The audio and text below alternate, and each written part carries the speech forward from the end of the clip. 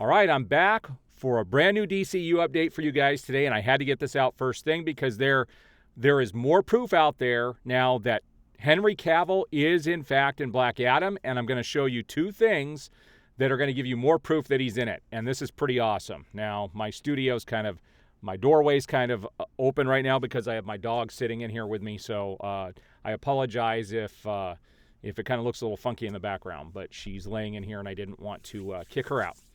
All right, so let's talk about this. There are two things going on. First of all, yesterday on Reddit, somebody posted a picture that is supposedly from the Black Adam film. Is there a guarantee this is from Black Adam? No, but I will tell you by the aesthetics of the way it looks, this looks pretty legit, like this did come off of actual footage. And it shows Henry Cavill as Superman, and he's wearing the traditional suit, which looks pretty freaking awesome. It's not going to break my heart if he's not in the black suit. I don't think that's a deal breaker. I don't think it breaks the continuity with Zack Snyder's Justice League. I'm just going to be glad to see Henry Cavill back and be in the film. We don't know to what capacity, and I'll talk about that here in a minute. But the other thing I wanted to show you was that Grace Randolph, woohoo, she's all of a sudden jumping on the bandwagon here, admitting, yeah, it actually happened, and that The Rock was able to get Henry Cavill back, and that he has some pretty big swing down there at Warner Brothers Discovery. She's even doing a video this morning talking about what this means for the future.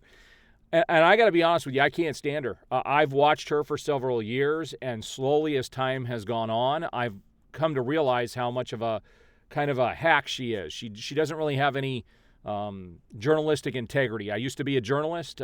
Back in high school, I wrote for the newspaper. I used to do movie reviews, actually, and a bunch of other things. And so I understand journalistic integrity, and she doesn't have any. She takes every chance she can to crap on Snyderverse and the Snyderverse fans, but now all of a sudden she's going to jump on the DC bandwagon, and she's going to milk it for all it's worth.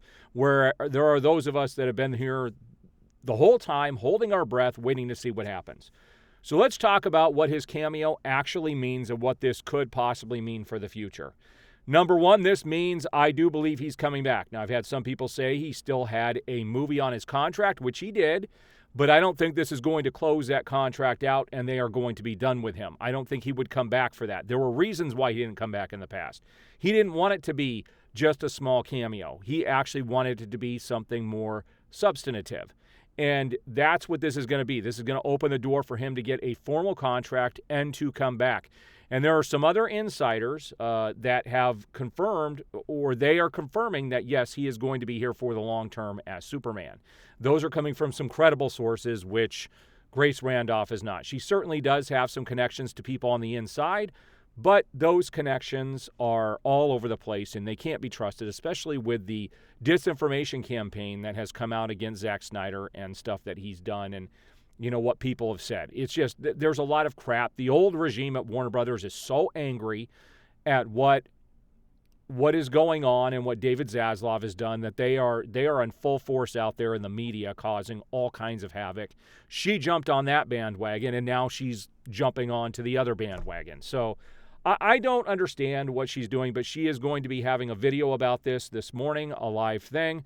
I think it's pathetic that she's doing this, and I hope people can be satisfied now. I hope people realize that this is happening. I have shown so much proof and talked about so many things that I've seen and heard and actually seen from other directors and other things that pointed towards this happening. I'm not a scooper, but as this information comes out, I will be bringing it to you. And I do appreciate all the support. I've had a lot of gracious comments over the last 24 hours, and I appreciate those. And I will continue to do these videos, as many as I need to, as this information comes out, to keep bringing you guys everything that is going on behind the scenes. I think it would behoove Warner Brothers to just come out and say that this is happening at this stage. But this is incredible news. I'm excited to see this. If they could just show a little glimpse in a little video just to get people excited, this is going to raise their ticket sales. There's no question about it, even if he's not a focus. So let's talk about what this means for the actual film. Now, we don't know if this is a small cameo that's going to happen at the end. I am personally hoping that he has to come in in the film at the end to help maybe Black Adam and the JSA take down Sabak or Sabak, however you say his name, Sabak, and that then there's a disagreement with him and Black Adam, and maybe they have to throw down maybe a little bit, or there's a cliffhanger.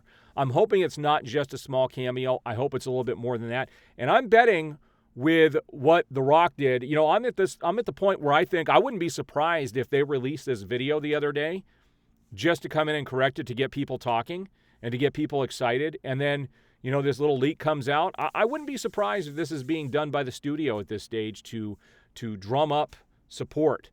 We will see here in the near future, though. All right, what are your guys' thoughts on this new information? I appreciate it. We'll see you guys on the next video.